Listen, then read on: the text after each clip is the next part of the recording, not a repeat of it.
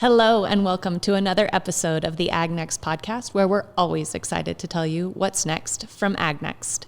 Today we have a special episode, and we are coming to you from Stockmen in the Stockyards, hosted at the National Western Stock Show. And I'm joined by two guest hosts, Dr. Jennifer Martin and Dr. Don Thilmany. Jen and Don, would you please take a moment to introduce yourselves? Hi, I'm Dr. Don Thilmany. I'm a professor in the Department of Agricultural and Resource Economics at Colorado State University and get to work with beef markets and beef producers as part of my extension role, both with food systems and community and economic development programs with CSU. And I am Jennifer Martin. I am an associate professor and extension specialist in the Department of Animal Sciences, and I work to support Colorado's livestock producers and meat processors, not just in Colorado, but across the West. Great. Thank you both for being here with us today. So today we're going to be speaking with speakers from the Stockmen in the Stockyards event, focusing on key takeaways of the presentation. We're excited to bring this event live to you in your home through our podcast.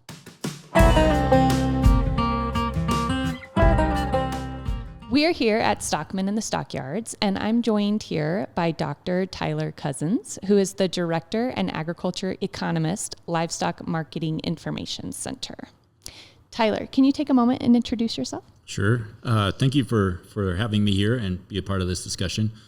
So I guess real quick, I'm as you mentioned, the Director and an Agricultural Economist at Livestock Marketing Information Center.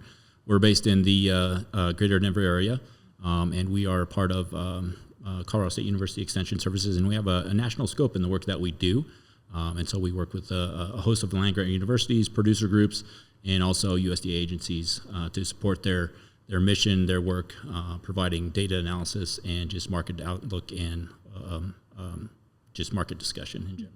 That's incredible. Thank you for the work that you do. And I know so many producers and academicians and agency personnel depend on your analysis and the reports that you all put out. Can you take a moment and just briefly kind of highlight the main takeaways from your presentation that you shared today? Sure. I'd be glad to. So I guess kind of some high-level discussion here as far as talk that I gave. Kind of started off with some high-level discussion as far as macroeconomy things that are going on and just overall underlying drivers in the economy, GDP kind of being one of those, consumer price index, inflationary pressures, but also just kind of teeing in on a few things as it relates to the individual consumer, just their ability to purchase goods, drive the economy, and that translates down into just the consumer purchasing goods, and one of those goods being beef, right? And kind of the main thing that we're here to talk about here. So once we kind of got through some of that, went through some of this discussion on just drought pressure that we're seeing in the U.S., feed availability, right? Because all those things factor in just the overall production side of things of the cattle industry, cattle sector. And then went into a lot of the specifics, nuts and bolts of just overall cattle industry, what's going on, driving factors, right? As an economist looking at supply and demand, a lot of the focus was focused on the supply side of things. We're seeing some very tight supplies. That starts to then play into just overall market fundamentals, what's driving as far as prices, what the consumer's seeing at the grocery store, right? And then how does that translate into overall demand profile for the consumer and the beef? And we're seeing a very strong demand side of things for beef. And so I went to a lot of detail on some of those things. Yeah, the demand for beef has been really exciting and incredible given beef prices.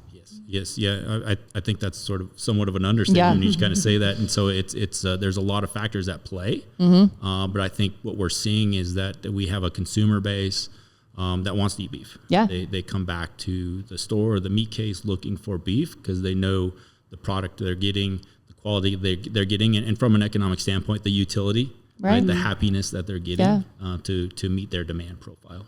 Well, it's incredible. I mean, Jen, what are we rolling right now in choice? It's like 90% plus prime and choice, which I think if there's one thing that unites us all is our love for beef, but also our familiarity with drought. Mm-hmm. And one of the things that you mentioned in your presentation that if you wouldn't mind speaking on is the percentage of cattle that are currently in drought scenarios and what impact that has on the domestic supply chain beef prices in the future. Sure. Yeah. So I think kind of touching on some of that drought discussion there.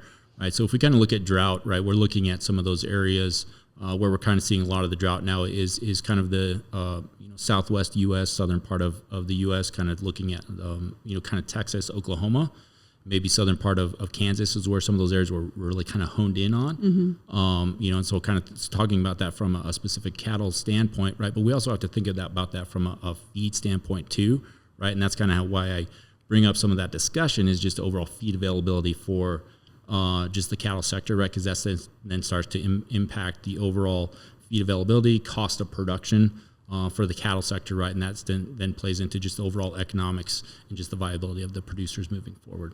Yeah, it's interesting because feed prices, I know you mentioned they're down right now and the input costs are a little more comfortable for beef producers, but the role that drought's going to play in that in the future is going to be really interesting. Yeah, and I think drought, in western part of the U.S. here where we're at, that's always one of those underlying concerns, right? And one of the things that I did touch on as far as drought goes, drought can be one of those fickle things, because it can be highly regionalized. There can be one producer that doesn't experience much drought, even though they're in a drought area, but they've just gotten timely rains, right? And it kind of meets that feed profile that they need, just for pasture and so forth.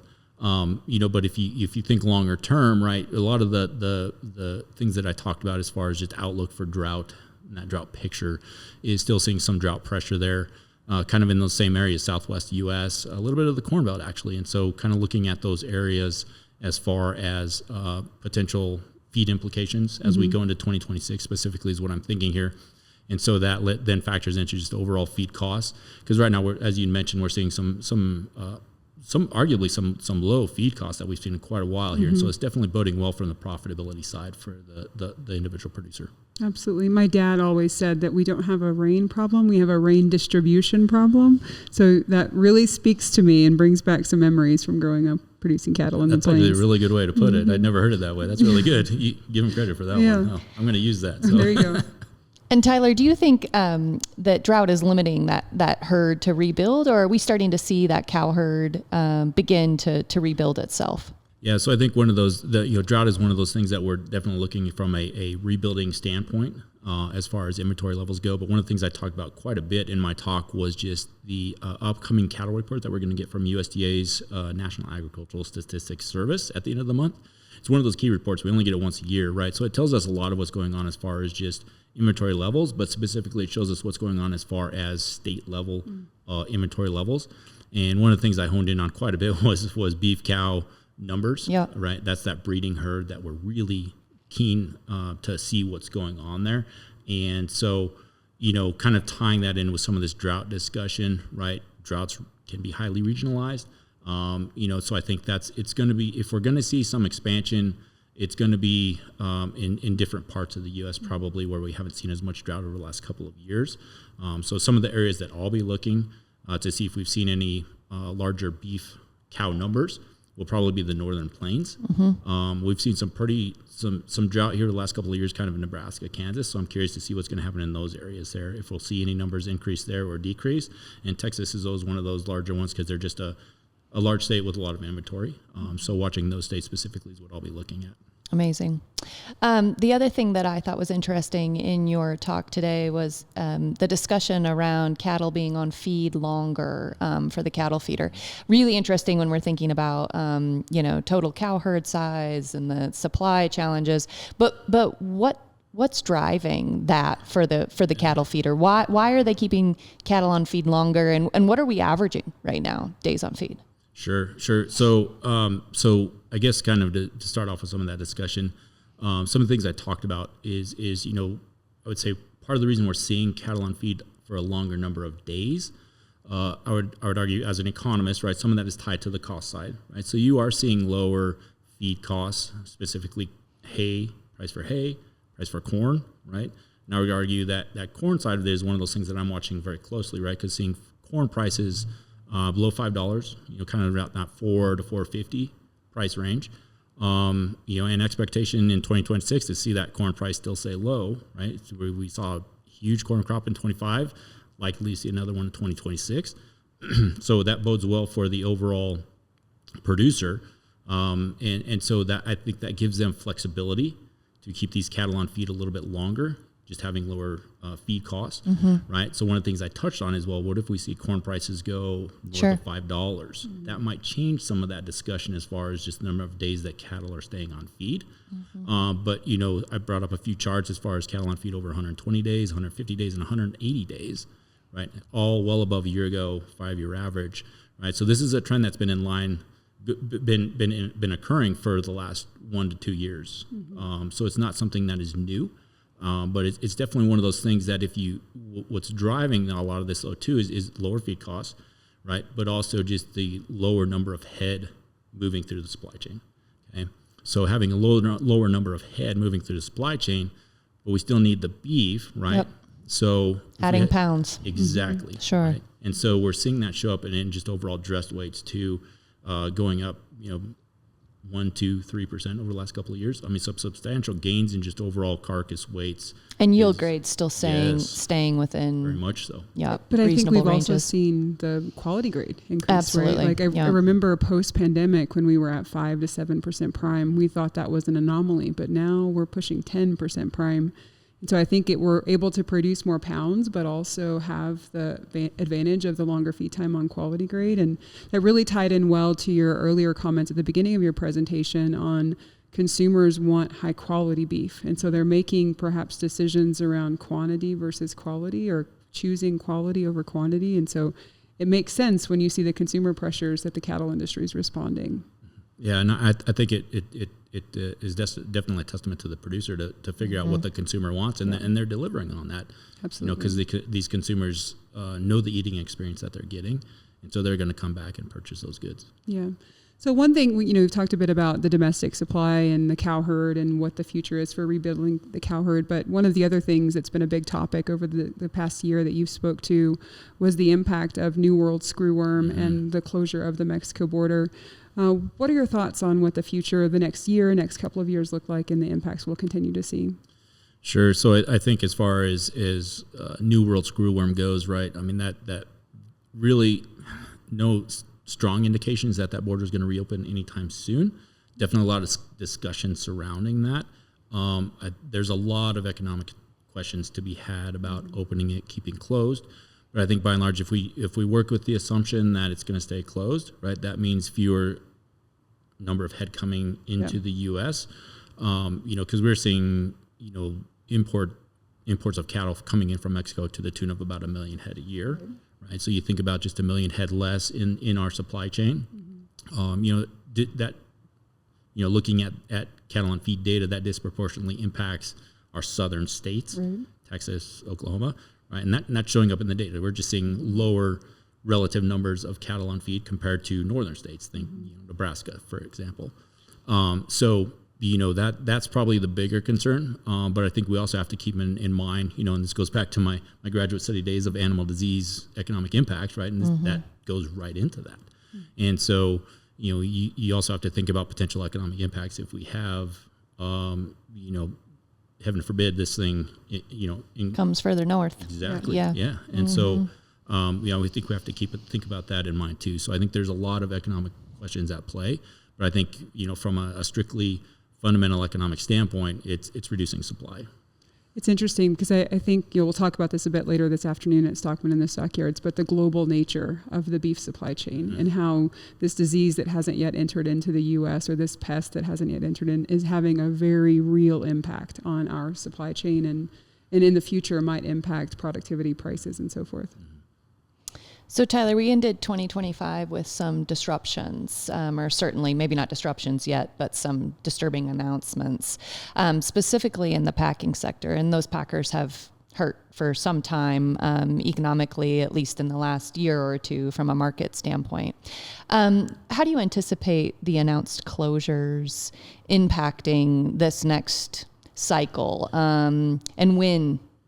How and when do you expect that impact to kind of become real for beef producers? Sure. So I think we have to keep in mind here the closure in Lexington, Nebraska, right? That was a large it's a huge operation. Facility. And so I my crystal ball, if I had to kind of look into some of the things, right? It's kind of one of those things where you look at likely to see some more regionalized impacts, meaning, you're not going to have the demand for those cattle from that packer, Sure. right? So they're going to have to ship them to another location.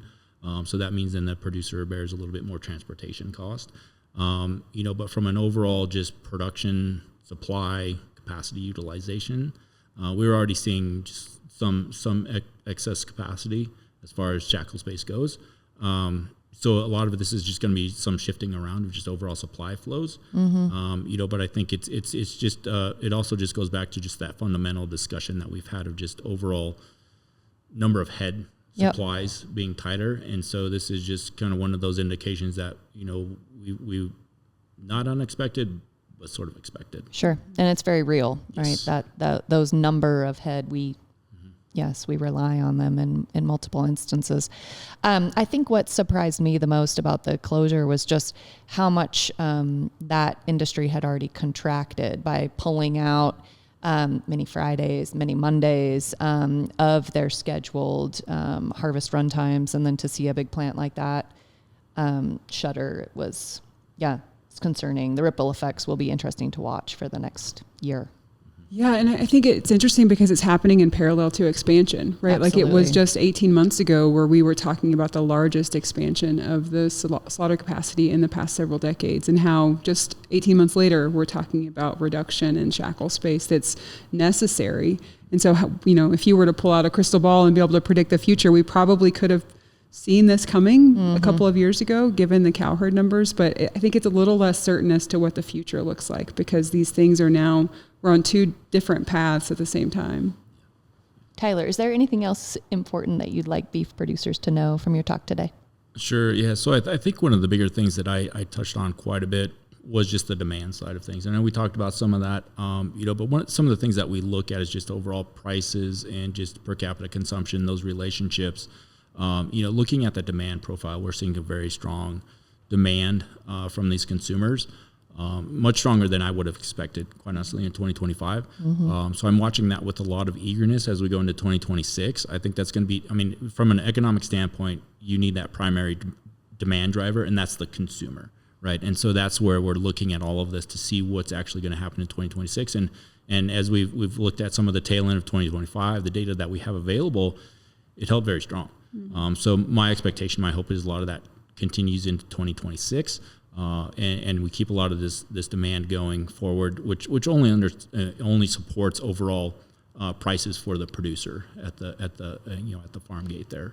Yeah. Just thinking about where we're at, here at the National Western Stock Show opening weekend, all of the breeding cattle producers are bringing their best genetics here to either sell them or procure new genetics from elsewhere, and quality is at the top of mind for so many of them. And so I think that point of, while it does seem like a challenging time in the beef industry, consumers still have a love affair with beef. And that's why... And it's growing. It's growing. And even today, walking around, we're in the yards, the number of people who just want to come and see the animal is, I think, so opportunistic for the industry. Like, it's challenging, certainly, but the opportunity is still in front of us.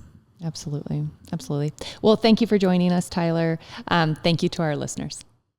Thank you for joining us for another episode of the AgNext Podcast. Don't forget to follow us on Facebook, X, LinkedIn, and Instagram. If you have comments, suggestions, or any feedback that you'd like to give us, please send us an email to agnext.colostate.edu, and we'll do our best to answer you as soon as we can.